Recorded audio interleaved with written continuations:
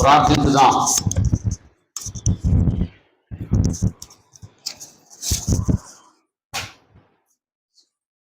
ఆకాశ మహాకాశములు పట్టజాలని తండ్రి, మాట చేత సర్వ సృష్టిని కలుగు చేసిన దేవా, మనుషుల్ని క్షమించడానికి ప్రణాళికాబద్ధంగా మీ కుమారుని పంపించిన తండ్రి, మీకు స్తోత్రాలు. మీ సన్నిధిలో తండ్రి అని పిలవడానికి కానీ నిలవడానికి కానీ మేము తగిన వారం కాదు. భూమి మీద గొప్ప వంశంలో మేము జన్మించలేదు, ప్రత్యేకమైన జనానం కాదు. అయినా కేవలం మా ఎడల మీరు దయ చూపి మీ కుమారుని మేము అంగీకరించినందుచేత మమ్మల్ని కూడా మీకు కుమారులుగా అంగీకరించడానికి ఇష్టపడినందుకు మీకు స్తోత్రాలు. ఈ భాగ్యం మాకు మాత్రమే కలుగు చేసినందుకు మీకు కృతజ్ఞతలు. భూమి మీద అనేకుల కంటే మేము ఏమాత్రం గొప్పవారం కాదు, కానీ మీరు దయ చూపినందువలన ఈ భాగ్యం మాకు దొరికిందని మేము ఎల్లప్పుడూ కృతజ్ఞత కలిగి జీవించడానికి నేర్పించమని మనం చేస్తున్నాం. ఎల్లప్పుడూ మిమ్మల్ని స్తుతించే వారంగా, ఎల్లప్పుడూ మిమ్మల్ని మహిమపరిచే వారంగా, ఎల్లప్పుడూ మిమ్మల్ని ప్రకటించే వారంగా, ధ్యానించే వారంగా, అన్నింటికి మించి కృతజ్ఞత కలిగి జీవించేలాగా మాకు నేర్పించమని మనం చేస్తున్నాం. మీ కుమారుని మా కొరకు సెలవులో బలిగా అప్పగించినందుకు స్తోత్రాలు. ఆ బలియాగాన్ని జ్ఞాపకం చేసుకుంటూ మీకు కృతజ్ఞతలు చెల్లించడానికి, ఆరాధించడానికి మాకు కలుగు చేసిన అవకాశాన్ని బట్టి స్తోత్రాలు చెల్లిస్తున్నాం. ఆరాధించడానికి ఎంతమంది అయితే సిద్ధపడి మీ సన్నిధికి వచ్చారో వారిని, వారి కుటుంబాన్ని దీవించమని మనం చేస్తున్నాం. ఇంకా ఎవరు రాక వెనకబడ్డారో దయతో జ్ఞాపకం చేసుకొని మీ సన్నిధికి సిద్ధపడి వచ్చినట్లు వారికి నేర్పించమని మనం చేస్తున్నాం. మీ సన్నిధిలో నిందారహితులంగా, నిర్దోషులంగా, యథార్థవంతులంగా జీవించడానికి నేర్పించమని ప్రార్థిస్తున్నాం. మేముగా గాక మీ పిల్లలంగా ఉండేలాగా, లోకంలో అందరికంటే కడపటి వారంగా ఉండేలాగా మాకు సహాయం చేయమని ప్రార్థిస్తున్నాం. మా ప్రభువు చెప్పారు, నేను పరిచర్య చేయడానికి వచ్చాను అని. అలాగే మేము పరిచర్య చేసేవారిలాగా మాకు నేర్పించమని ప్రార్థిస్తున్నాం. తిరిగి పాటల ద్వారా మిమ్మల్ని మహింపరచబోతా ఉన్నాం. చక్కగా పాడడానికి సహాయం చేయండి. ఈ కార్యక్రమం అంతా క్రమంగాను, మర్యాదగాను, మీకు మహిమకరంగా మీరు కోరినట్టుగా జరిగించడానికి సహాయం చేయండి. ఎక్కడైనా పొరబడితే దయతో మమ్మల్ని క్షమించండి. పొరపాటు లేని జీవితం జీవించడానికి మాకు నేర్పించండి. మా ఎడలు ఎవరైనా అపరాధం చేస్తుంటే వారిని మేము క్షమించే మనసు మాకు ఇవ్వండి. అలాగే మమ్మల్ని మీరు క్షమించేలాగా మంచి బుద్ధిని మాకు అనుగ్రహించండి. మరొకసారి మీ సన్నిధిలో తల వంచుతున్నాం నాయన. ప్రభువు దినమందు ఈ విధంగా చేరి ఆరాధించడానికి మాకు కలుగు చేసిన భాగ్యాన్ని బట్టి కృతజ్ఞతలు చెల్లిస్తూ భూమి మీద ఉన్నంతకాలము మీకు మహిమకరంగా కృతజ్ఞతలు చెల్లించే వారంగా మాకు నేర్పించమని, నడిపించమని మా రక్షకుడు, మా విమోచకుడు, మా నాయకుడు అయిన యేసుక్రీస్తు వారి శ్రేష్టమైనటువంటి నామం ద్వారా ఈ ప్రార్థన మీ సన్నిధిలో విన్నవించుచున్నాము తండ్రి. ఆమేన్.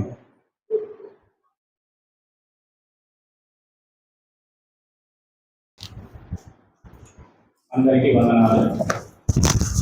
ముందుగా వాక్య భాగం చదువుతున్నాం. ఇర్మియా గ్రంథము 35వ అధ్యాయము 5 నుంచి 9 వరకు చదువుతున్నాం. 5వ వచనం నుండి 9వ వచనం వరకు. నేను రేకాబీల ఎదుట ద్రాక్షారసంతో నిండిన పాత్రలను, గిన్నెలను పెట్టి ద్రాక్షారసము త్రాగుడని వారితో చెప్పగా, వారు మా పితరులకు రేకాబు కుమారుడైన యెహోనాదాబు మీరేనను మీ సంతతి వారైనను ఎప్పుడునూ ద్రాక్షరసం తాగకూడదని మాకు ఆజ్ఞాపించెను. గనుక మేము ద్రాక్షరసము త్రాగము. మరియు మీరు ఇల్లు కట్టుకొనవద్దు, విత్తనములు విత్తవద్దు, ద్రాక్ష తోట నాటవద్దు, అది మీకుండనే కూడదు. మీరు పరవాసము చేయు దేశములో దీర్ఘాయుష్మంతులగునట్లు మీ దినములన్నీ గుడారములనే మీరు నివసింపవలనని అతడు మాకు ఆజ్ఞాపించెను. కావున మా పితరుడైన రేకాబు కుమారుడకు యెహోనాదాబు మాకు ఆజ్ఞాపించిన సమస్త విషయములలో అతని మాటను బట్టి మేము గాని, మా భార్యలు గాని, మా కుమారులు గాని, మా కుమార్తెలు గాని ద్రాక్షారసము త్రాగుటలేదు. మా తండ్రి అయిన యెహోనాదాబు మాకు ఆజ్ఞాపించిన సమస్తమును బట్టి మేము విధేయులమగునట్లుగా కాపురమునకు ఇండ్లు కట్టుకునటలేదు. ద్రాక్ష వనములు గాని పొలములు గాని సంపాదించుటలేదు, విత్తనమైనను చల్లుటలేదు. చాలండి. ఇక్కడ మనం చదివిన భాగాన్ని పరిశీలించినట్లయితే ఇక్కడ రేకాబీలు అనేవాళ్ళు ఒక తెగవారు, ఒక వంశం వాళ్ళు. ఆ రేకాబీలకి వాళ్ళ పితరులు ఒక ఆజ్ఞ ఇచ్చారు.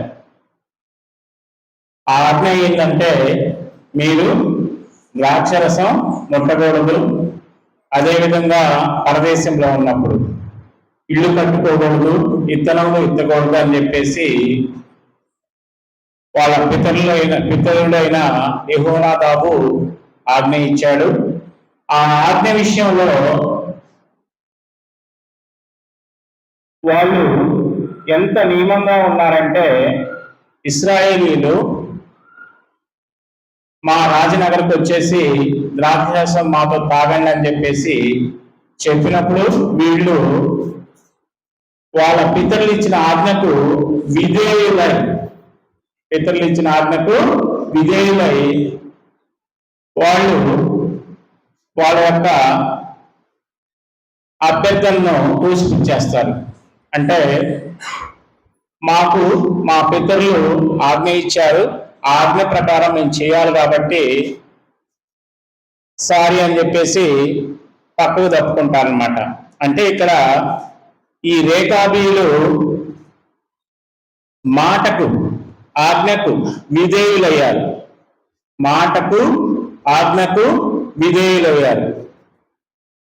ఇక్కడ విధేయులగుట లేక విధేయత అంటే ఏందో ఈరోజు మనం చర్చించుకుందాం, నేర్చుకుందాం. విధేయత, ఒబీడియన్స్ అంటే ఏంది? విధేయత అంటే ఏంటి? మనం చదువుకున్న వాక్య భాగాన్ని పరిశీలించినట్లయితే దానిలోనే దాని మీనింగ్ ఉన్నది. ఆజ్ఞకు లోబడి ఉండట. ఎప్పుడూ వాళ్ళ పితరులు ఇచ్చిన ఆజ్ఞను వాళ్ళు ప్రాంతం మారినా కానీ దేశం మారినా కానీ మీరకుండా అదే ఆజ్ఞను పాటించటం. అంటే మనం చదువుకున్న వాక్య భాగమే మనకి అర్థం ఇస్తుంది. అంటే ఆజ్ఞను పాటించటం, అదేవిధంగా మాటకు లోబడి ఉండటం, అదేవిధంగా మాటకు బద్దులై ఉండటం. ఇలా మనం మీనింగ్ తెలుసుకోవచ్చు. అంటే విధేయత అంటే ఒక మాటలో చెప్పాలంటే లోబడి ఉండట. ఇప్పుడు ఈరోజు మనం ఈ అంశంలో లోబడి ఉండుట లేక విధేయత అనేది ఒక 5 అంశాలుగా చర్చిద్దాం. విధేయత ఎవరెవరికి కలిగి ఉండాలా? నెక్స్ట్, విధేయత వలన విధేయత కలిగి ఉండటం వల్ల లాభం ఏమిటి? విధేయత కలగని వారికి, విధేయత లేని వారికి, అవిధేయులకు ఏం జరుగుతుంది? అదేవిధంగా మనం దేని విషయంలో, ఎవరెవరికి ఒక సందర్భం వస్తే దేని విషయంలో విధేయత చూపాలా? నెక్స్ట్, విధేయత ఎప్పుడు చూపాలా? ఒకసారి గమనించినట్లయితే మొట్టమొదట విధేయత ఎవరెవరికి, ఎవరి ఏళ్ళ ఎవరు కలిగి ఉండాలా? నెక్స్ట్, విధేయత చూపటం వల్ల కలుగు లాభం ఏంటి? విధేయత చూపనట్లయితే అవిధేయత ఉన్నవారికి వచ్చు నష్టం ఏమిటి? విధేయత ఎప్పుడు కలిగి ఉండాలా? ఎప్పుడు చూపించాలా? నెక్స్ట్, విధేయత ఎలా కలుగుతుంది మనకి? ఈ అంశాల గురించి తెలుసుకుందాం. మొట్టమొదట విధేయత ఎవరి ఎళ్ళ ఎవరు చూపించాలా? విధేయత ఎవరి ఎళ్ళ ఎవరు చూపించాలా? ఒకసారి గమనించినట్లయితే విధేయత ఎవరి ఎళ్ళ ఎవరు చూపించాలనే విషయాన్ని గమనించినట్లయితే మొట్టమొదట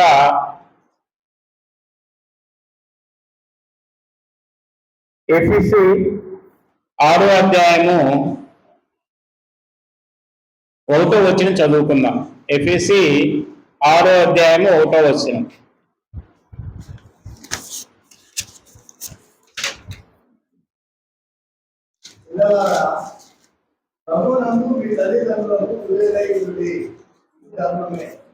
చాలండి. పిల్లలారా, ప్రభువునందు మీ తల్లిదండ్రులకు విధేయులై ఉండడి. మన ప్రవర్తన చిన్నపిల్లల దగ్గర నుంచే స్టార్ట్ అవుతుంది. ముందు మనము తల్లిదండ్రులకు విధేయులై ఉండాలి. అంటే తల్లిదండ్రుల మాటకు, తల్లిదండ్రుల ఆజ్ఞకు మనం లోబడి ఉన్నట్లయితే ఎలాంటి సమస్య రాదు, మన ప్రవర్తన కూడా క్రమంగా ఉంటుంది. ఈరోజు సమాజంలో ఎన్ని సమస్యలు వస్తున్నాయంటే, సమాజంలో త్రోవ తప్పిపోతుందంటే దానికి కారణం ఏంటంటే పిల్లలు తమ ప్రవర్తన చిన్నప్పటి నుంచి, అంటే ఫస్ట్ తల్లిదండ్రులకు విధేయులు కాదు. తల్లిదండ్రులకు విధేయులు కాని వాళ్ళు సమాజంలోకి వచ్చి తన పాఠశాలలో కానీ తన చుట్టూ ఉన్న సమాజంతో కానీ ఎలా విధేయులు అవుతారు? కాబట్టి పిల్లలు ఖచ్చితంగా తల్లిదండ్రులకు విధేయత చూపించాలా. అక్కడే వాడి ప్రవర్తనకి, వాడి వ్యక్తిత్వానికి అక్కడే బీజం పడుతుందన్నమాట. ఎప్పుడైతే తల్లిదండ్రులకు విధేయత చూపిస్తాడో ఖచ్చితంగా తన చుట్టూ ఉన్న సమాజం పట్ల, తోటి వారి పట్ల ఖచ్చితంగా వాడు విధేయత చూపిస్తాడు. అదేవిధంగా ఇంకా గమనించినట్లయితే కొలస్స 3:18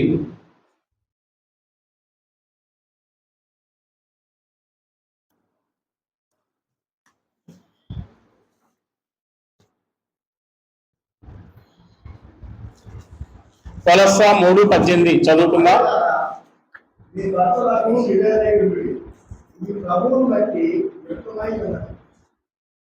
పిల్లల గురించి చెప్పారు. నెక్స్ట్, భార్యలారా మీ భర్తలకు విధేయులై ఉండుడి. ఈరోజు సమాజంలో కొన్ని వివాహ బంధాలు చెడిపోవడానికి గల కారణం ఈ ఒక్క విషయంలోనే తేడా జరగటం అన్నమాట. అంటే విధేయత చూపకపోవటం. ఎవరెవరికి అంటే భార్య భర్తకి విధేయత అంటే అతని ఆజ్ఞకు లోబడి ఉండటం. ఇది మహిళలకు కొంచెం ఇబ్బందిగా ఉండొచ్చు, మేము విధేయత చూపించేది ఏందని చెప్పేసి. కానీ దేవుడు ఇంకొక వాక్యాన్ని ఇచ్చాడు. పురుషులైన భర్తలు తమ భార్యలను ప్రేమించాలా.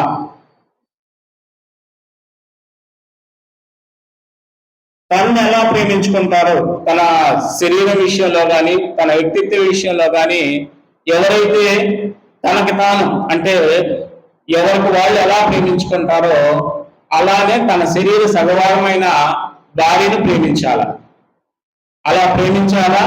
అదేవిధంగా భార్యలు తమ యజమానుడికి అలానే విధేయత చూపించాలి. అలా చూపించినప్పుడు దేవుని యొక్క ఆశీర్వాదం ఖచ్చితంగా ఆ కుటుంబానికి వస్తుంది. మనం గ్రంథంలో పరిశీలించినట్లయితే శారా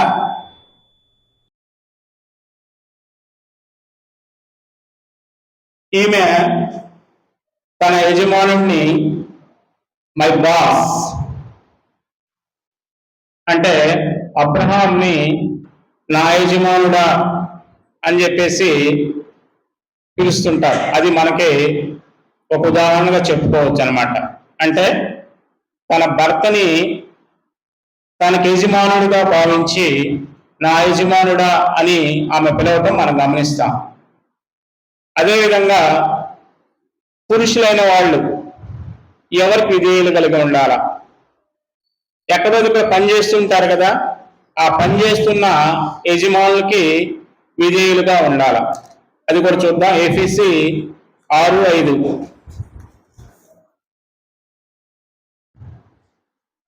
ఎఫెసీ గ్రంథం 6:5 దాసులారా యథార్థమైన హృదయం గలవారై భయముతోనూ వణకుతోనూ క్రీస్తునకు వలె శరీర విషయమై మీ యజమానుల విధేయులైనడి. చాలండి. ఇక్కడ యథార్థవంతమైన హృదయంతో మనం పనిచేసే చోట మన యజమానులకి విధేయులై ఉండాల.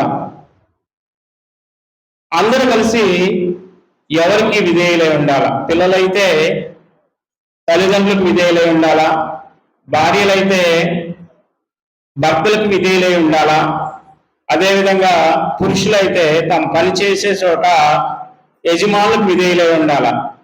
అందరూ కలిసి ఎవరికి విధేయులై ఉండాలంటే దేవుడికి విధేయులై ఉండాలి. అప్పుడే ఆ కుటుంబానికి ఆశీర్వాదం వస్తుందన్నమాట. సరే, మరలా చూడండి. విధేయత అంటే మాటకి లోబడి ఉండట, ఆజ్ఞకి లోబడి ఉండట. ఈ ఆజ్ఞకి లోబడి ఉండట అంటే పెద్ద ఆజ్ఞలు ఇచ్చేసేసి ఇది పాటించాలని కాదు. చిన్న చిన్న విషయాలే. తల్లిదండ్రులు ఏ విషయాన్నైనా పిల్లలు మంచి కోరే చెప్తారు, నాన్న ఇది చేయకూడదు ఇది చేయాలని చెప్పేసి చెప్తుంటారు. అది ఖచ్చితంగా వినాల. కానీ ఇప్పుడున్న సమాజం ఆ తల్లిదండ్రులు ఎదిరించడం ఫ్యాషన్ అనుకుంటుంది. ఈరోజు మా నాన్న ఇలా చెప్పాడు, మా అమ్మ ఇలా చెప్పింది, నేను వాళ్ళకి ఎదురు తిరిగి నా పాటికి నేను వచ్చేసానని చెప్పేసి, నేను స్కూల్లో పనిచేస్తుంటాను కాబట్టి ఇట్లాంటి వింటుంటాను అనమాట. మా పిల్లల దగ్గర 9th 10th పిల్లల విషయంలోనే ఈరోజు నేను అన్నం తినకుండా వచ్చేసానని చెప్పేసి చెప్తుంటారు. ఏంటని విషయం కనుక్కుంటే వాళ్ళు ఏదో మంచి మాట చెప్తుంటారు. ఆ మంచి మాటని వీళ్ళు వాళ్ళకి నచ్చదు. డ్రెస్ విషయం కావచ్చు, చదువుకునే విషయం కావచ్చు, లేకపోతే ఇంకేదైనా విషయంలో కావచ్చు, ఇంటికి టయానికి వచ్చే విషయంలో కావచ్చు. స్కూళ్ళు 4ంటికి వదిలిపెడితే వీళ్ళు 6:30కో 7ంటికో వస్తారు. ఏది ఈ టైం దాకా ఉన్నామంటే అదే గొడవ.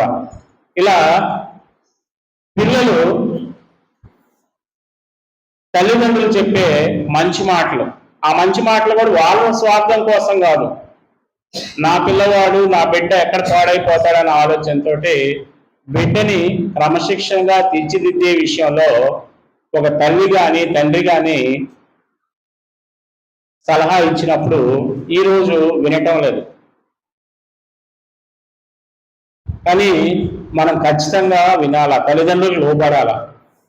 పెద్దవాళ్ళైనా కూడా, మీరు తల్లిదండ్రులైనా కానీ మీ తల్లిదండ్రులకు లోబడాల. తల్లి తండ్రి ఎప్పుడు మన యొక్క మంచి కోరుకుంటారే కానీ చెడు కోరుకోరు.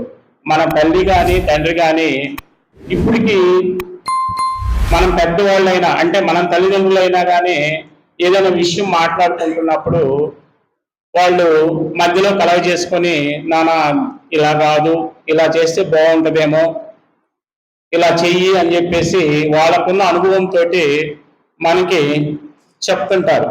ఆ చెప్పినప్పుడు మనం వారి మాట వినాల, ఖచ్చితంగా వారి మాట ఎలా విధేయత చూపించాల. అలా కాకుండా వయసు అయిపోయింది కదా నువ్వు ఒక మూలన కూర్చో, లేకపోతే అసలు నువ్వు అన్నిటి విషయాల్లో ఎందుకు కలవ చేసుకుంటున్నావు అని చెప్పేసి ఇలా అనకూడదు. అదేవిధంగా భార్యలు కూడా తమ భర్త విషయంలో యజమానుడు శారా ఎలా గౌరవించిందో అదేవిధంగా తమ భర్త విషయంలో ఒకవేళ భర్త అవిధేయుడు అయితే మీ విధేయమైన ప్రవర్తన, మీ మంచి ప్రవర్తన చూసి ఖచ్చితంగా అతను ఏదో ఒక రోజు మారతాడు.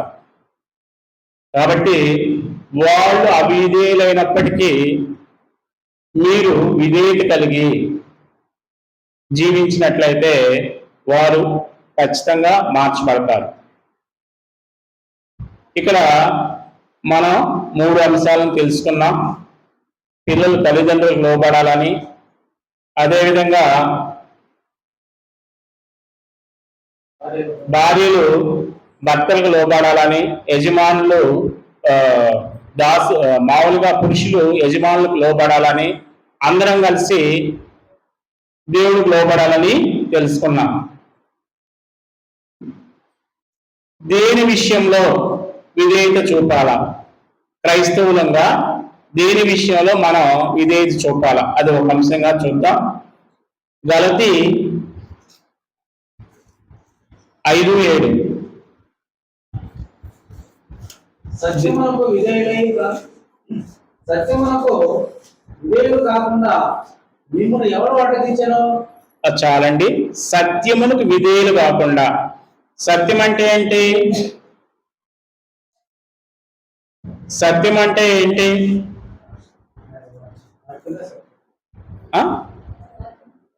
మారండి. ఎక్కడికి వెళ్ళినా కానీ 2 రోజులు 4 సూర్యుడు తూర్పును తీస్తాడు. ఇవి ఏ దేశానికి వెళ్ళినా కానీ స్టాండర్డ్ మారం. అలాంటి సత్యానికి మనము విధేయులు కలిగి ఉండాలి. క్రైస్తవంగా క్రిస్టియానిటీ పరంగా సత్యం అంటే ఏంటి? సత్యం అంటే ఏంటి అది కూడా తెలుసుకుందాం. గలతీ 2:5 గలతీలు 2:5 సువార్త సత్యము మీ మధ్య వింటున్నట్టు మేము వారికి ఒక గడి అయిన లోపలకు ఒప్పుకోలేదు. చాలండి. సత్యం అంటే ఇక్కడ ఏంటి? సువార్తే. అంటే మనం దేనికి విధేయత చూపాలంటే సత్యానికి విధేయత చూపాలా. సత్యం అంటే ఏంది? సువార్త. సువార్త అంటే ఏంటి? సువార్త అంటే ఏంటి అది కూడా చూద్దాం. 1 కొరింథీ 15వ అధ్యాయము 3-4 వచనాలు చదువుకుందాం.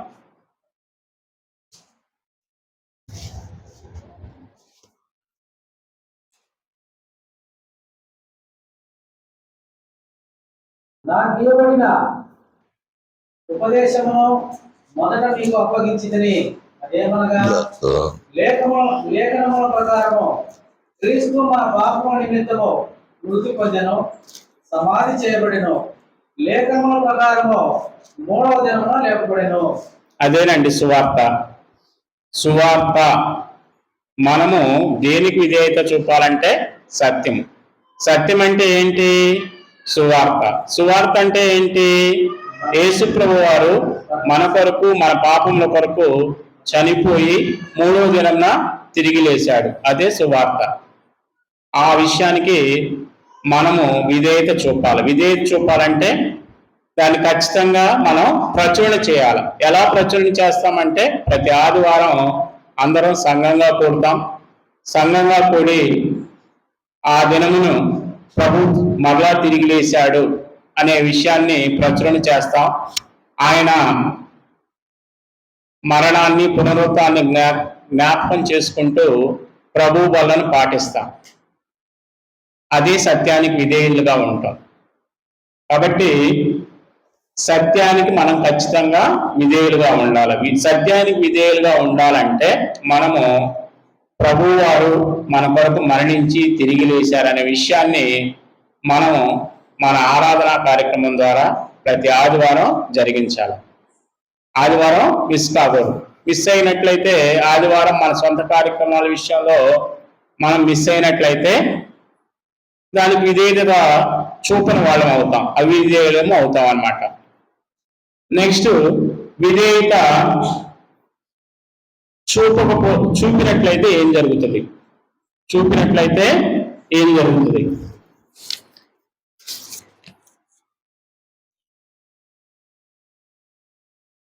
ఆదికాండం 22:18.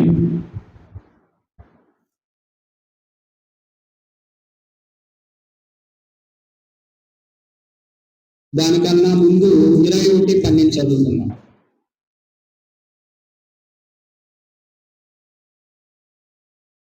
అయితే దేవుడు ఈ చిన్నవారిని బట్టి నీ దాసిని బట్టి నువ్వు దుఃఖపడవద్దు.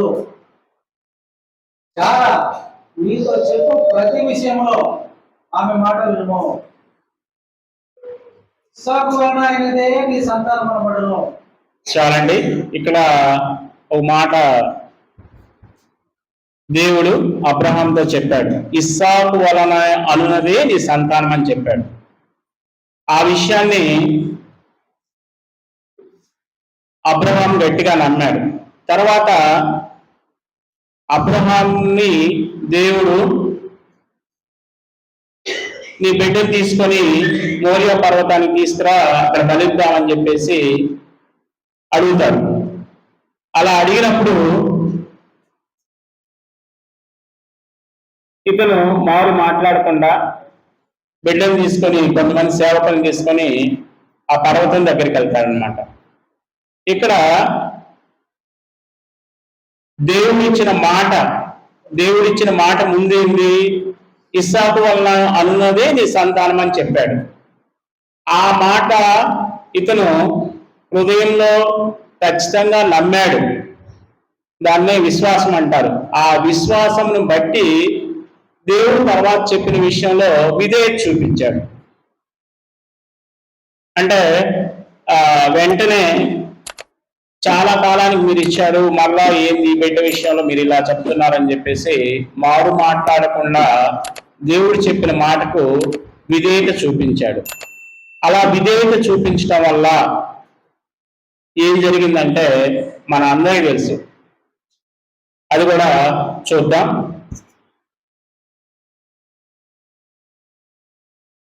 ఇరవై 22:18.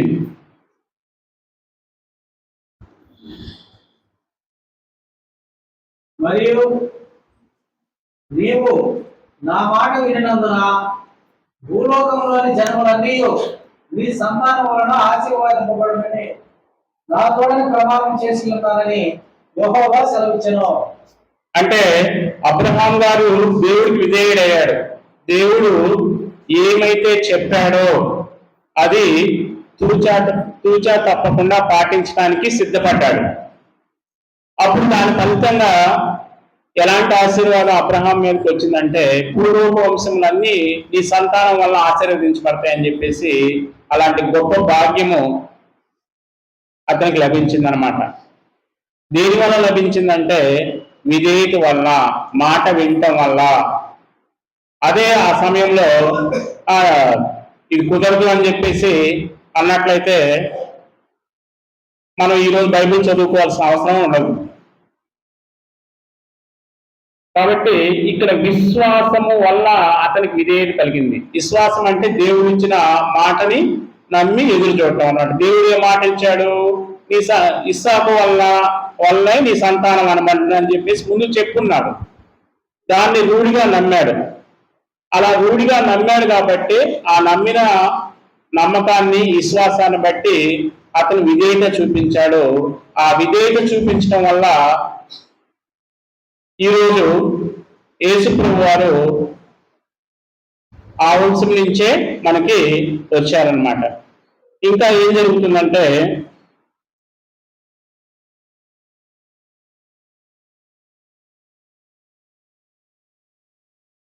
మార్కు 16:19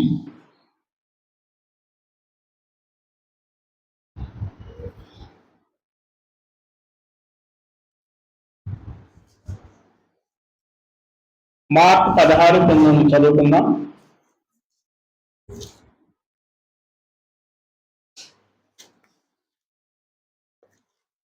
ఇలాగూ ప్రభువైన యేసు వారితో మాట్లాడిన తరువాత పరలోకమునకు చేర్చుకొనబడి దేవుని కుడిపార్శ్వమున ఆసీనుడయ్యెను. ఇది మన ప్రభువు వారి గురించి చెప్పాడు.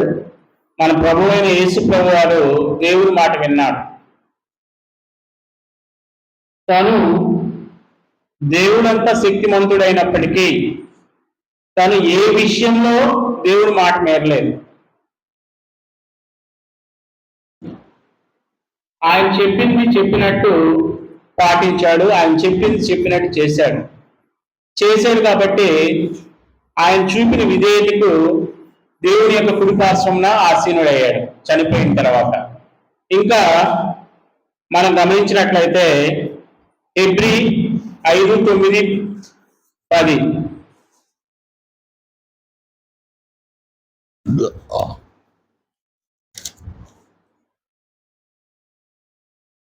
5:9-10 వచనాలు చదువుకుందాం. మరియు ఆయన సంపూర్ణ స్థితి నొందినవాడై మెల్కీసెదెకు యొక్క క్రమంలో చేరిన ప్రధాన యాజకుడిని దేవుని చేత పిలువబడి తనకు విధేయులైన వారికి అందరికీ నిత్య రక్షకుడు కారపడాయను. ఈరోజు ప్రపంచానికి మొత్తానికి రక్షణ ఎవరి ద్వారా కలుగుతుందంటే మన ప్రభు అయిన యేసుక్రీస్తు వారి ద్వారానే కలుగుతుంది. సంపూర్ణ సిద్ధి అంటే పూర్తి స్థాయి సిద్ధిత్వము ఆయనకు లభించింది. అదేవిధంగా ఈరోజు ప్రపంచానికి రక్షణ చూపించే మార్గదర్శకుడు అయ్యాడు. దేనివల్ల అంటే ఆయన సంపూర్ణంగా దేవుని యొక్క మాట, దేవుడు ఏం చెప్పాడో అది విన్నాడు. ఆయనతో సమానుడయ్యి ఉన్నప్పటికీ ఎక్కడ చిన్న మాట కూడా దాటలేదు, మీరలేదు. ఆ విధంగా మన ప్రభువు వారు విధేయత కలిగి ఉన్నారు. తన సిలువలో ఎంత శ్రమను అనుభవించారో మీకు తెలుసు. అలా శ్రమ అనుభవించేటప్పుడు కూడా ఎక్కడ తను సృష్టించిన తనను భూలోకానికి పంపిన దేవుని విషయంలో ఒక్క మాట కూడా మాట్లాడలేదు. అంటే తను పంపిన కార్యం విషయంలో తను నెరవేర్చమని ఏ ఉద్దేశంతో ఏ కార్యం విషయంలో భూమి మీదకి పంపించాడో ఆ కార్యం విషయంలో పూర్తిగా నెరవేరేంత వరకు ఎంత బాధనైనా ఎంత శ్రమనైనా ఓర్చుకున్నాడు. అలా ఓర్చుకున్నాడు కాబట్టి ఈరోజు సర్వ మానవాళికి, ప్రపంచానికి మొత్తానికి రక్షణకు సంబంధించి మార్గదర్శకుడు అయ్యాడు. ఈరోజు రక్షణ దేని వలన కలుగుతుందంటే లేదు. రక్షణ దేని వలన కలుగుతుందంటే లేదు. రక్షణకు మనకు మార్గాన్ని, సంఘాన్ని ఏర్పాటు చేసి ఆ సంఘంలో రక్షణని ఉంచాడు. ఈరోజు అందరికి రక్షణ ఎక్కడ దొరుకుతుందంటే ఆయన రక్తం ద్వారా ఏర్పాటు చేయబడిన సంఘంలో దొరుకుతుంది. అలాంటి గొప్ప భాగ్యాన్ని అతను విధేయుడు ఉండటం వల్ల లభించింది. ఇంకా గమనించినట్లయితే ఏసేపు విషయంలో మీకు తెలుసు. ఏసేపు వాళ్ళ అన్నదమ్ములు అతన్ని ఎంత శ్రమ పెట్టినో వారికి విధేయత చూపించాడు. చివరికి వాళ్ళ అన్నదమ్ములే అతని దగ్గరికి సహాయం కోసం వస్తారు. అదేవిధంగా యోబు గారు, అతను కూడా అపవాది చేత ఎంత శోధింపబడినప్పటికీ దేవుని విషయంలో చిన్న పల్లెత్తు మాట అనక దేవుణ్ణి మహింపరిచాడు. చివరికి అలా విధేయత చూపించడం వల్ల జరిగిన లాభం ఏంటంటే చివరికి అతనికి రెట్టింపు ఆశీర్వాదం లభిస్తుంది. ఎస్తేరు మీ అందరికీ తెలుసు, ఆమె తను పెంచిన మొర్దెకై విషయంలో విధేయత చూపించింది. అది కూడా ఒకసారి చదువుకుందాం. ఎస్తేరు 2:20.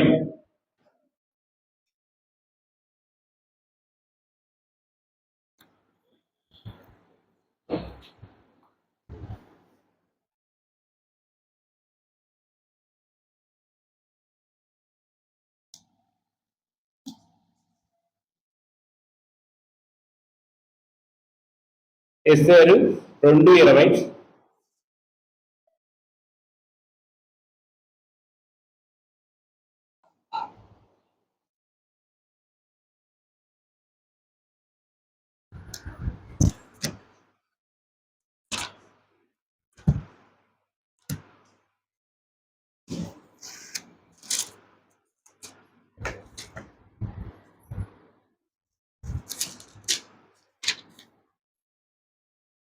ఎస్తేరు మొర్దెకై యొక్క పోషణ మందున్న కాలంన చేసినట్టుగానే ఇప్పుడును అతని మాటకు ఆమె లోబడుచుండెను.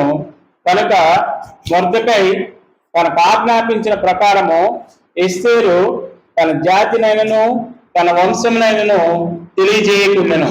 ఇక్కడ ఎస్తేరు రాణి అయిన తర్వాత తన పెంచిన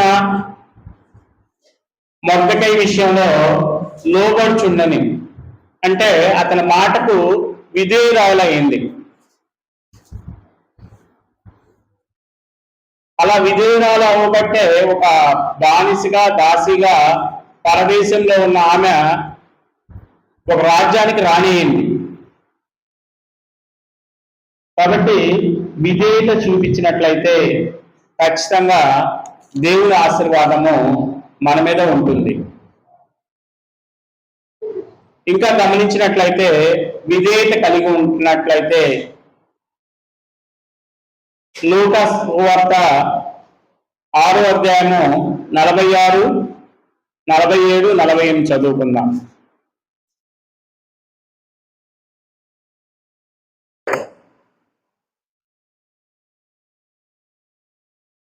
నేను చెప్పు మాట ప్రకారము మీరు చేయక ప్రభువా ప్రభువా అని నన్ను పిలిచడం ఎందుకు? నా ఎదుకు వచ్చి నా మాటలు విని వాటి చొప్పున చేయి ప్రతి వాడును ఎవరి పోలి ఉండనో మీకు తెలియజేస్తునో. వాడు ఇల్లు కట్టుకోవాలని నుండి లోతుగా త్రవ్వి బండ మీద పునాది వేసిన వారి పోలి ఉండనో. వరద వచ్చి ప్రవాహము ఆ ఇంటి మీద పట్టగా ఒడిగా కొట్టినను అది బాగుగా కట్టబడినందున దాన్ని కదిలింపకపోయాను. అంటే దేవుని మాట వినిన ఎళ్ళ, అంటే విధేయత చూపించిన ఎళ్ళ స్థిరమైన పునాది మీద ఇల్లు కట్టుకున్న వాళ్ళతో సమానం. అంటే ఎలాంటి వరదలు వచ్చినా, ఎలాంటి వర్షం వచ్చినా, ఎలాంటి ప్రకృతి వైపరీత్యాలు వచ్చినా కానీ కదలక అలానే ఉంటుందన్నమాట. అంటే స్థిరత్వము మనకు లభిస్తుంది. ఎప్పుడు లభిస్తుందంటే దేవుడి మాట వింటం. దేవుడి మాట వింటం అంటే విధేయత చూపించటం. అంటే స్థిరమైన పునాది మీద ఇల్లు కట్టుకున్న వాళ్ళతో సమానం. దేవుడి మాట విన్నట్లయితే, దేవుడి మాటకు విధేయత చూపించినట్లయితే.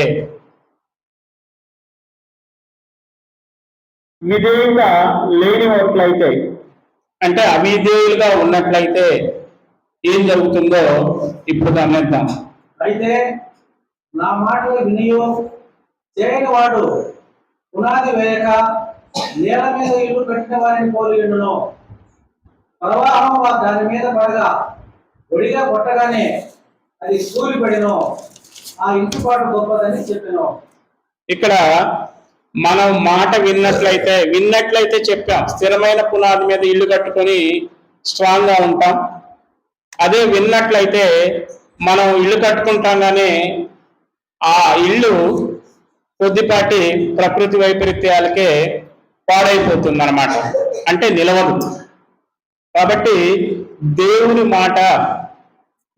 మాటకు విధేయులైనట్లయితే మనం స్థిరమైన పునాది మీద ఇల్లు కట్టుకున్న వాళ్ళతోటి సమానము. అంటే మనకి ఎలాంటి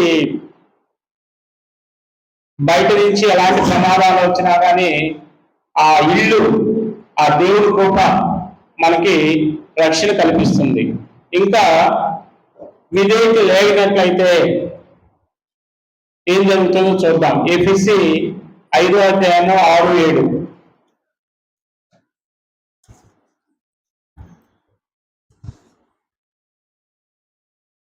ఎఫెసీ 5:6-7.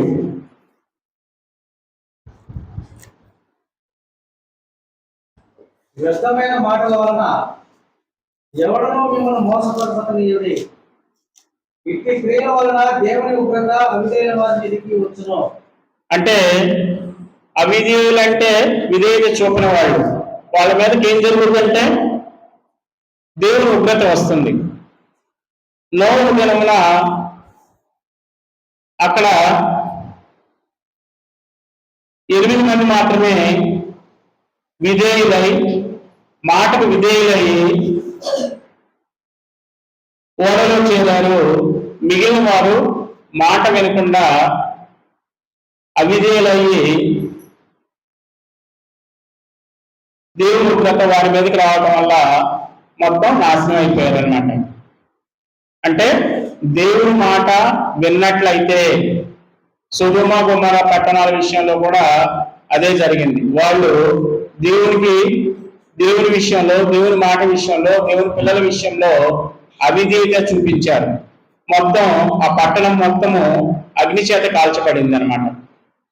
అంటే విధేయత లేనట్లయితే దేవుని ఉగ్రత మన మీదకి వస్తుంది. ఇంకా గమనించినట్లయితే రోమా 5:9.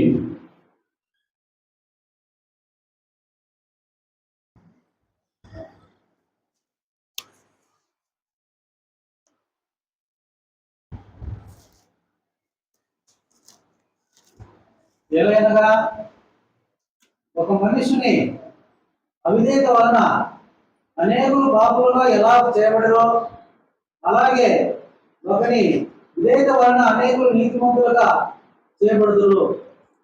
చూడమ్మా, ఇక్కడ అవిధేయత వల్ల మనం పాపులుగా మారిపోతాం. అది జగమెరిగిన సత్యం. పాపం వల్ల వచ్చు జీతం మరణం. ఆ మరణం మనల్ని దేవుడి నుంచి సపరేట్ చేసేస్తుంది. అదే విధేయత కలిగి ఉన్నట్లయితే దానిలోనే ఉన్నది రక్షణ. విధేయతకి అవిధేయతకి ఉన్న తేడా ఏంటంటే, విధేయత కలిగి ఉన్నట్లయితే మనము దేవుని యొక్క రక్షణని పొందిన వారం అవుతాం. అదేవిధంగా విధేయత లేని వాటినట్లయితే పాపులం అయిపోతాం. పాపానికి ఇంకా విధేయత లేకపోవటం అంటే దేవుని మాట వినకపోవటం. దేవుని మాట వినలేదంటే మనకి ఆజ్ఞాతిక్రమమే పాపం కదా. ఆజ్ఞకి లోబడకుండా ఉండటం అంటే విధేయత లేకపోవటం. ఆజ్ఞకి లోబడకుండా ఉన్నాడంటే పాపంలో ఉన్నాడని అర్థం. ఈ విధంగా మనం ఎప్పుడైతే విధేయత చూపమో అప్పుడు పాపులుగా మారిపోతామో. అలా పాపం మనల్ని దేవుడి నుంచి ఎడబాటు చేసేస్తుంది, దూరం చేసేస్తుంది. మరణము మనల్ని దేవుడి నుంచి దూరం చేస్తుంది అన్నమాట. ఈ విధంగా విధేయత చూపకపోతే పాపులుగా మారుతాము. దేవుని ఉగ్రత మన మీద ఉంటుంది. అదేవిధంగా రక్షణని కోల్పోతాం. అది కూడా చూద్దాం. 1 పేతురు 3:20.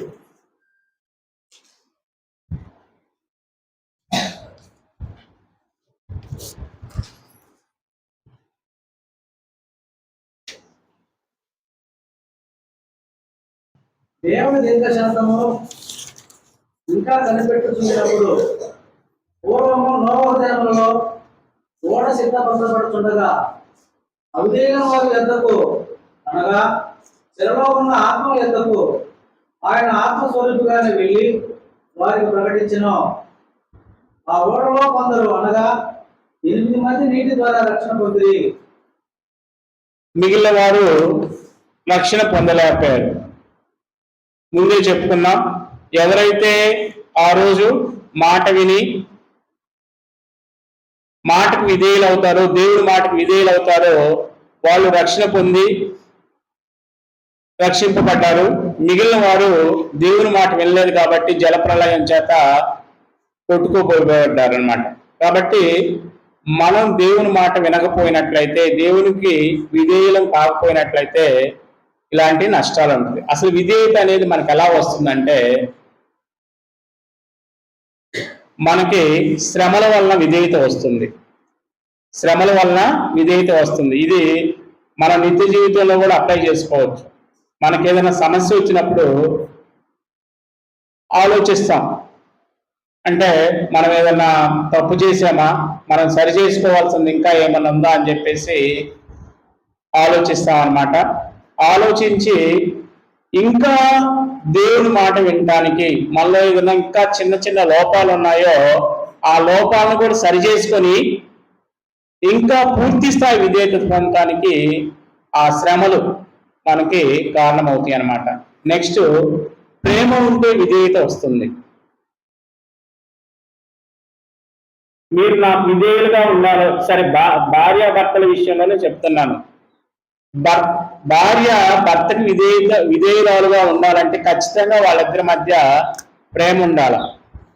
ప్రేమ లేకపోతే ఎన్నిసార్లు వాక్యం చదివినా, అదే వాక్యం ఎన్నిసార్లు విన్నా కానీ కష్టం. అంటే విధేయత మనకు రావాలంటే ఖచ్చితంగా ఎవరి మీదైతే మనం విధేయత చూపించాలో వారి మీద మనకు ప్రేమ ఉండాలి. తల్లిదండ్రుల విషయంలో ముందు పిల్లలకి తల్లిదండ్రుల మీద ప్రేమ ఉండాలి. మా తల్లిదండ్రులు మా మంచి కోసం చెప్తారు, మా తల్లిదండ్రులు మా కోసం కష్టపడుతున్నారు అనే విషయాన్ని పిల్లలు చూస్తూ మిమ్మల్ని ప్రేమించినట్లయితే మీకు జీవితాంతం, మీరు ముసలోళ్ళు అయిపోయినా కానీ మీకు ఖచ్చితంగా విధేయులుగా ఉంటారు. ఇందాక నేను చెప్పాను, విశ్వాసం వల్ల కూడా విధేయత వస్తుందని. అబ్రహాంకి విశ్వాసం ఉండింది కాబట్టి విధేయత చూపించాడు. నెక్స్ట్, ఓర్పు సహనం వల్ల కూడా విధేయత లభిస్తుంది. విధేయత మనకి ఎలా లభిస్తుందంటే శ్రమల వల్ల. ఒకసారి మనమే పరీక్షించుకుందాం. మనం ఒకప్పుడు క్రైస్తవ జీవితం ప్రారంభించిన రోజుల్లో ఇప్పటికి, అంటే కొంతమంది ఎప్పటికీ మారరు అనుకో, మొదట్లో మనము కొన్ని విషయాల్లో చిన్న తప్పులు చేస్తుంటాం. చర్చికి వచ్చే విషయంలో కానీ, టైమింగ్స్ విషయంలో కానీ, అదేవిధంగా ఏదైనా బయటికి వెళ్ళినప్పుడు కానీ. అది ఎలా ఉంటుందంటే మనకేదైనా చిన్న సమస్యలు వచ్చినప్పుడు మనం సరి చేసుకుంటాం. మనం టైమింగ్స్ విషయంలో ఇలా పొరపాటు చేసామేమో, ఆదివారం ఆరాధన విషయంలో ఇలా పొరపాటు చేసామేమో, దేవుడికి ఇవ్వాల్సిన కానుక విషయంలో మనం పూర్తి స్థాయిలో ఇవ్వలేకపోయామేమో. అంటే మనకి శ్రమ వచ్చినప్పుడు మనలో భయం అనేది కలుగుతుంది. ఆ భయమే మనకు విధేయత నేర్పిస్తుంది.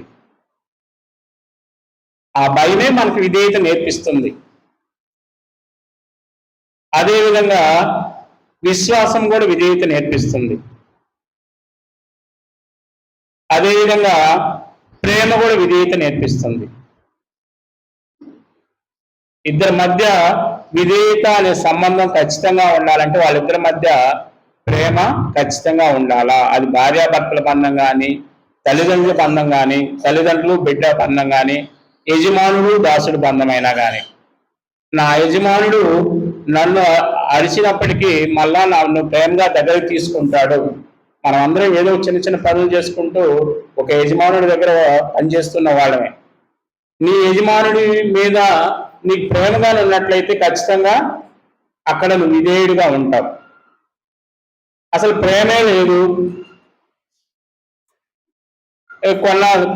కొన్ని రోజులకి ఏం జరుగుద్దంటే అతను కోపం తారాస్థాయికి చేరుకొని నువ్వు నాకు యజమానుడిగా ఉండాల్సిన అవసరం లేదని చెప్పేసి వెళ్ళిపోతా. ఆ ప్రేమ యజమానుడు ఖచ్చితంగా దాసుని మీద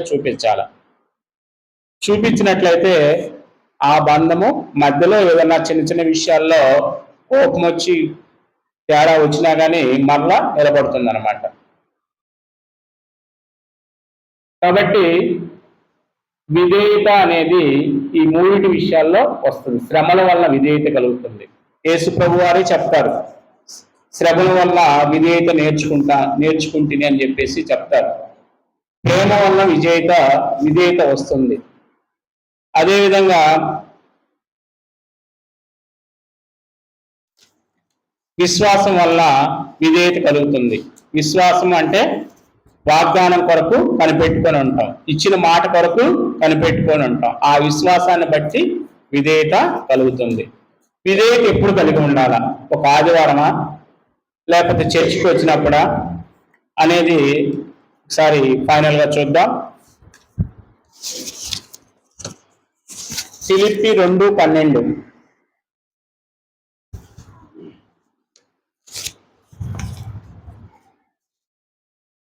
ఫిలిప్పీ 2:12. బాగా నా ప్రియులారా, మీరెల్లప్పుడూ విధేయులై ఉన్న ప్రకారము నా ఎదుట ఉన్నప్పుడు మాత్రమే కాక మరి ఎక్కువగా నేను మీతో లేని ఈ కాలమందును భయముతోనూ వణుకుతోనూ మీ సొంత రక్షణ కొనసాగించుకోండి. చాలండి. ఇక్కడ పౌలు గారు ఫిలిప్పీలో ఉన్న సంఘానికి రాస్తున్న మాటలు ఇవి.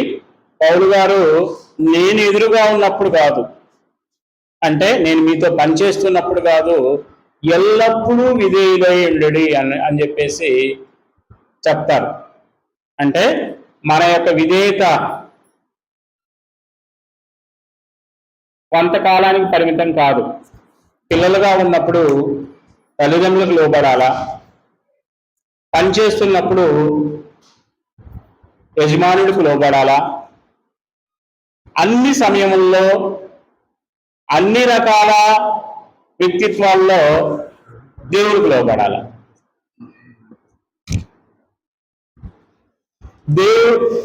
తల్లిదండ్రులు లోబడే వాళ్ళు ఖచ్చితంగా పిల్లలకు లోబడతారు. భర్తలకు లోబడే భార్యలు ఖచ్చితంగా దేవునికి లోబడతారు. అదేవిధంగా యజమానుడికి లోబడే దాసులు ఖచ్చితంగా దేవునికి లోబడతారు. ఎందుకంటే లోబడటం అనేది, విధేయులై ఉండటం అనేది వారికి అలవాటైంది. కాబట్టి మనము అన్ని సమయముల్లో అన్ని సందర్భాల్లో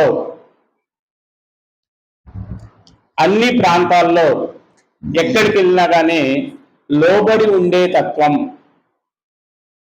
అంటే దేవునికి లోబడి ఉండే తత్వాన్ని కలిగి ఉండాలి. లోబడి ఉండటం అంటే ఇప్పుడు మనకు సంబంధం లేని వాళ్ళతో లోబడి ఉండమని కాదు.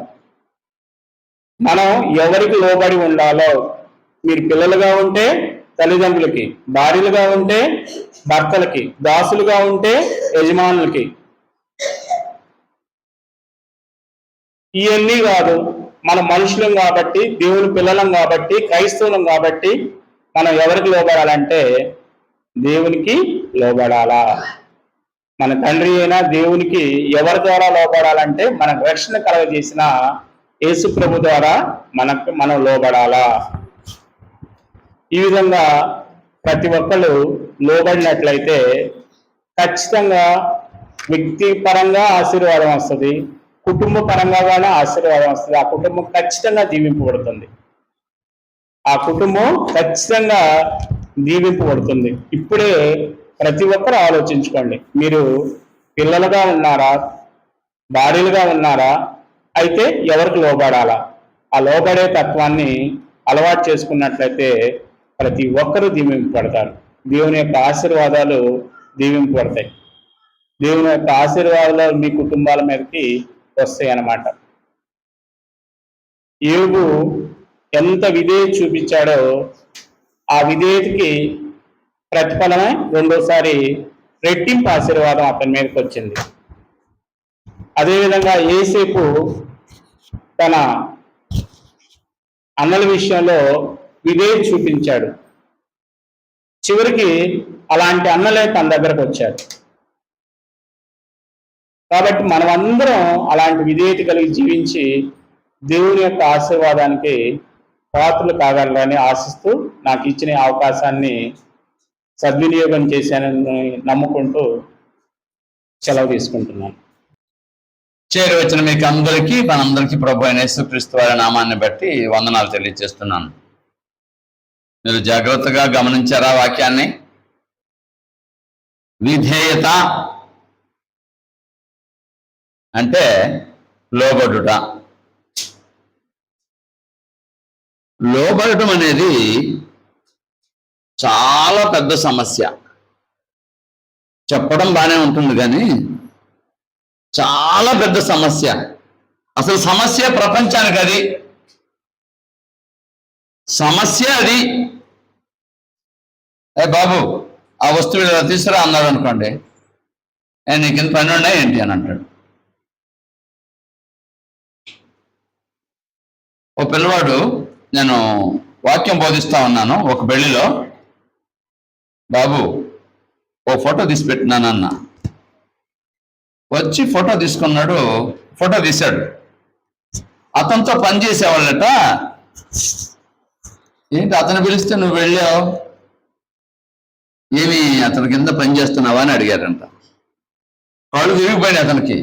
అంటే వీళ్ళందరూ నన్ను ఏమనుకుంటున్నారు, అతని దగ్గర పనివాడిని అనుకుంటున్నారు అని ఫీల్ అయ్యి వచ్చి నాకు ఎప్పుడు ఆ పని చెప్పమాకండి అని అన్నాడు. ఏమైందన్న, ఇలా అన్నారు అన్నాడు. నువ్వేం చెప్పావన్నా? నేనేం చెప్పలేదు. అది కాదు, అంకుల్కి సహాయపడ్డానంటే ఒక మాటతో పోతుంది కదంటే ఆయనకి ఇష్టం లేదు. ఆయనకి ఏమనుకుంటున్నాడంటే ఆయనకంటే నేను తక్కువ అని, ఆయన కింద పనివాడిని అనుకుంటున్నారని అతను ఫీల్ అవుతున్నాడు. వాళ్ళు ఎవరో అన్నారు అనుకోండి, పెద్ద ఆయన కదా ఆయన, నేను చిన్నవాడు కదా చెప్పాడంటే ఈజీగా అయిపోతుంది. అంటే నేను తక్కువ అతను ఎక్కువ అనే భావన ఉంటే ఏం రాదు, విధేయత రాదు. ఏం అతను ఎక్కువ నేను తక్కువ, అసలు సమస్య అది ప్రపంచంలో. ఎందుకు లోబడాలి నేను, ఎందుకు వినాలి నేను? నిజమా కాదా చెప్పండి? ఇటువైపు నుంచి జవాబు రావాలి. అతనికంటే ఏం తక్కువ నేను?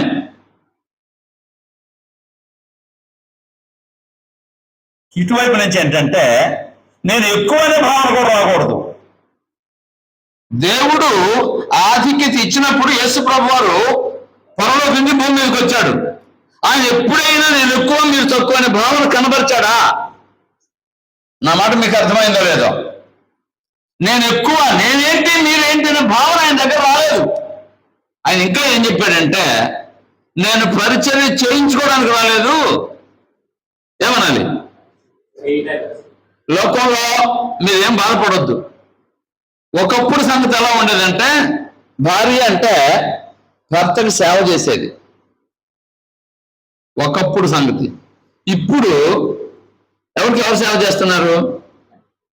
నిజం చెప్పండి. అందరూ అలాంటి వాళ్ళని నేను అన్నండి. అంటే పరిస్థితిలో మార్పు వచ్చింది. అందరూ సమానం అనే భావన ప్రజల్లోకి వచ్చినప్పుడు లోబడటం అనేది చాలా చాలా కష్టం.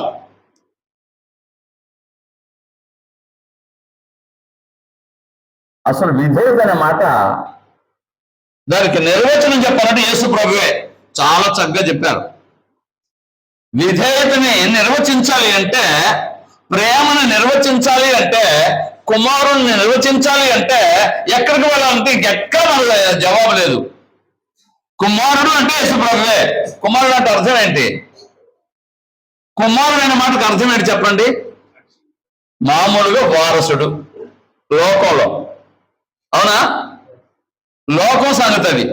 కుమారుడు అంటే తండ్రి చిత్తం నెరవేర్చేవాడు. బైబిల్ ప్రకారంగా తండ్రి చిత్తం నెరవేర్చేవాడు.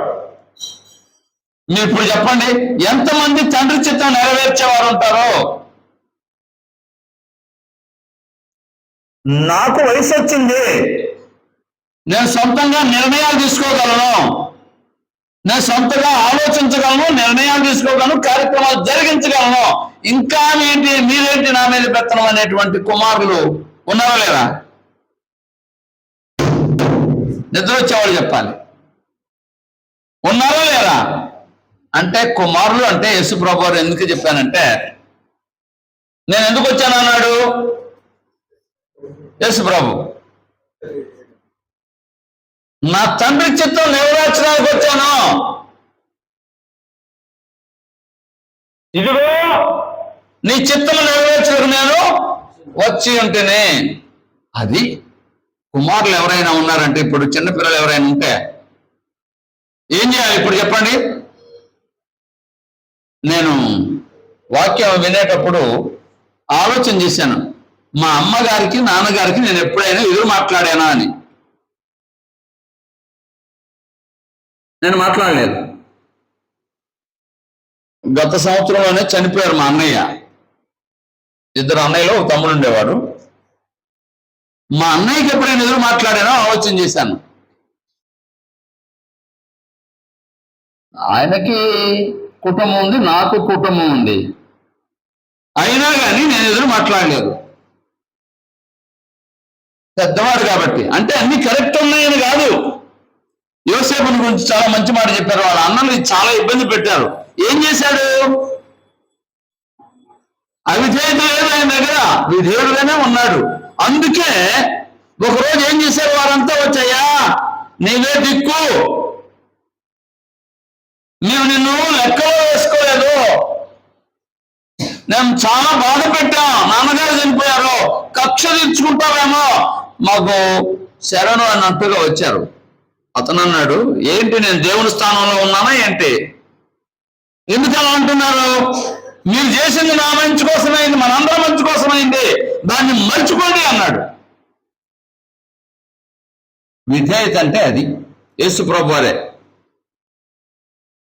కుమారుడు అంటే యేసు ప్రభువారే, విధేయుడు అంటే యేసు ప్రభువారే, ప్రేమ అంటే యేసు ప్రభువారే. మనకు యేసు ప్రభువారే మాదిరి. నేను 3 మాటలు చెప్పి ముగిస్తాను. విధేయతను గురించి 5 పాయింట్లు చెప్పారు. మీరు నోట్ చేసుకున్నారో లేదో కానీ చాలా వండర్ఫుల్. కాకపోతే టీచర్ కదా, టీచర్ గానే చెప్పారు. బోధకుడు ఏంటంటే కొంచెం అలా ఫోర్స్గా ఉంటుంది. ఆయన నైస్గా చెప్పారు. విధేయత అంటే జ్ఞాపకం చేస్తున్నాను ఆయన చెప్పిన పాఠాన్ని. ఎవరి ఎలా విధేయత కలిగి ఉండాలి?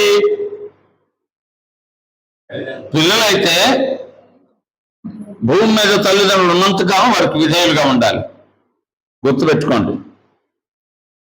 ఇది రాబోయే రోజుల్లో సంఘ పెద్దగా ఉండటానికి అర్హత. నేను మా నాన్న అమ్మ బ్రతుకున్నంతకాలం ఎదురు చెప్పలేదు అని ఎవరికైనా చెప్పగలగాలి. రాబోయే రోజుల్లో సంఘం నడిపించడానికి, నాయకత్వం వహించడానికి నేను ఇలాగని చెప్పుకునే ధైర్యం నీకు ఉండాలి. చాలా మంది ఏం చేస్తున్నారంటే మామూలుగా జీవించరు, అడ్డంగా జీవిస్తారు. సరిగా చెప్పాలంటే లోకంలో మాట అయితే అడ్డాల వాళ్ళు అంటారు వాడిని. అంటే క్రమంగా జీవించరు, వాళ్ళు ఇష్టమైన జీవిస్తారు. ఏమని చెప్తారు? నేను యేసు ప్రభుని చిన్నప్పటి నుంచి నమ్ముకున్నానండి, బాగా పాటలు పాడతాను, బాగా ప్రార్థన చేస్తాను, బాగా వాక్యం చెప్తాను, నాకు అన్ని బాగున్నాయని అనుకుంటారు. ఏది నీ విధేయత? నీ జీవితం సరిగా ఉందా? ఇక మీదట నీ జీవితం సరిగా ఉంచడానికి ప్రయత్నం చేయి. రెండవది,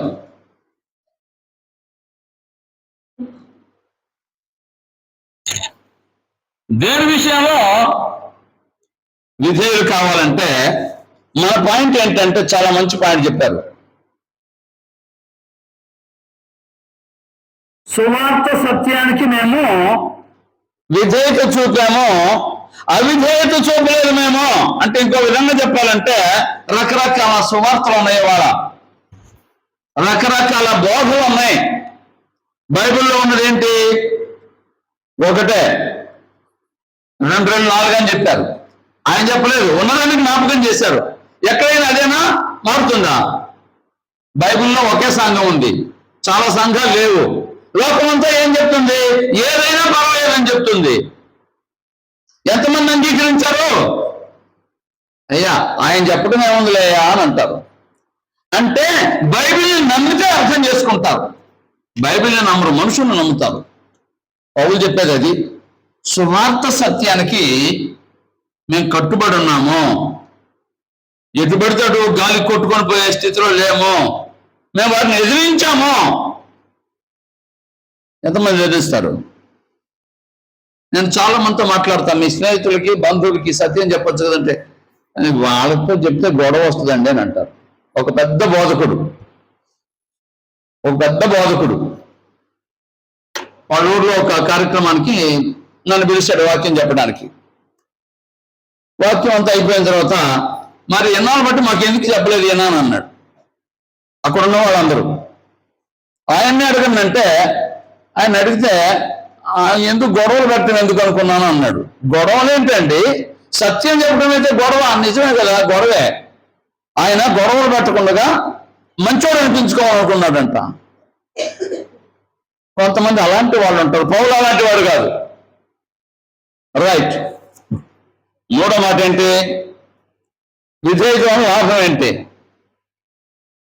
యేసుప్రభు విధేయత చూపాడు. ఫిలిప్పీ పత్రిక జ్ఞాపకం చేశాడు కదా, ఆయన నామం లేకుండా ఇప్పుడు రక్షణ లేదు. అవిధేయత వల్ల నష్టం ఏంటి? దేవుని ఉగ్రత వస్తుంది, అది ఒక జలప్రళయం. విధేయత ఎలా వస్తుంది? శ్రమల వల్ల విధేయత నేర్చుకున్నాడని హెబ్రీ పత్రికలో జ్ఞాపకం చేశాడు. నిజంగా ప్రేమ ఉంటే, నిజంగా భర్తను ప్రేమిస్తే ఏం చేస్తుంది? లోబడుతుంది. లోబడలేదు అంటే అర్థం ఏంటి? లేదని అర్థం. ప్రేమిస్తే లోబడుతుంది. నిర్లక్ష్యం ఉంటే లోబడదు. రైట్. విశ్వాసం ఉంటే ఏమొస్తుంది? విధేయత వస్తుంది. ఓర్పు, సహనం. అంటే ఎన్న నోర్చుకొని ఓర్పు కూడా హద్దులు ఉంటాయండి అని అంటారు. యేసుప్రభు హద్దులు ఉన్నాయా? ఎంతవరకు? ప్రాణం పోయేంతవరకు ఆయన ఓర్చుకున్నాడో లేదా? ఎన్నాళ్ళని ఓర్చుకునేదండి, దానికి కూడా హద్దు ఉంటుందని అంటారు. అంటే ఫెయిల్ అయినట్టే. ఆఖరి మాట, దేవుడు అంటే భయం ఉంటే అస్సలు మాట. దేవుడు అనే భయం ఉంటే ఏమొస్తుంది? విధేయత వస్తుంది. భయం ఉంటేనే విధేయత వచ్చేది. ఎందుకు లోబడరు అంటే భయం లేదు. పేరుకు మాత్రమే ప్రార్థనలు, పేరుకు మాత్రమే కుటుంబాలు. నీకు భయం ఉంటే చెడ్డ వాళ్ళకు కూడా లోబడతారు. మంచి వాళ్ళకు లోబడటం విశేషం ఏముంది? ఆ మాట చదివితే మీకు అర్థమవుతుంది. ఆ వచనం జ్ఞాపకం చేస్తాను. లేవి గ్రంథం 19వ అధ్యాయం. నిర్గమ, లేవి. అంటే నేను చెప్పలేదు, బైబిల్ చెప్పాలి. ఏదైనా చాలా మంచి పాఠాన్ని అందించారు మనకి. 19వ అధ్యాయం 32వ వచనం చదవండి.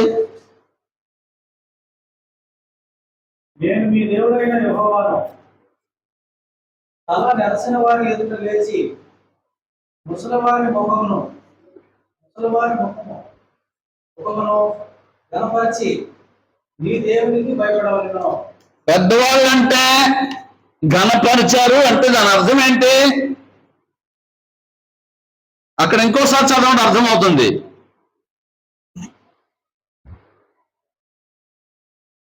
చదవండి అదే. నేను మీ దేవుడైన యెహోవాను. నేను దేవుణ్ణి.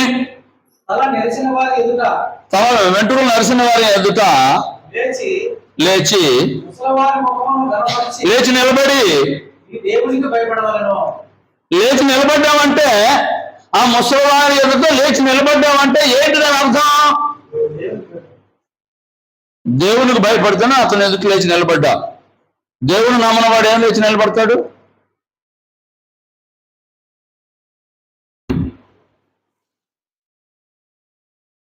అంటే బాధపడద్దు.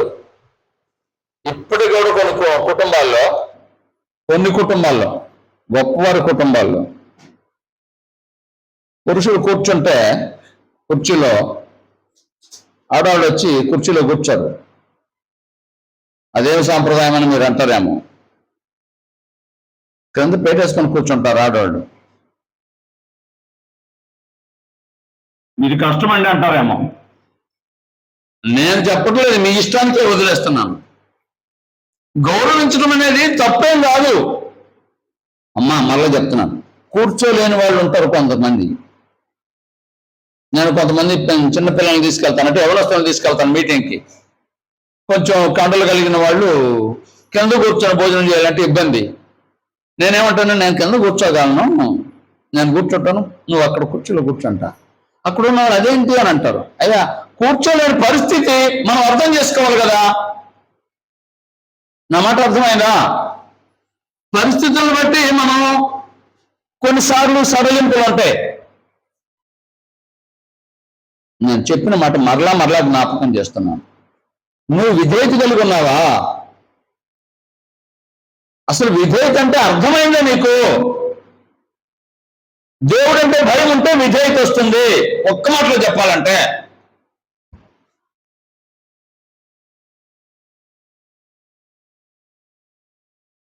రైట్.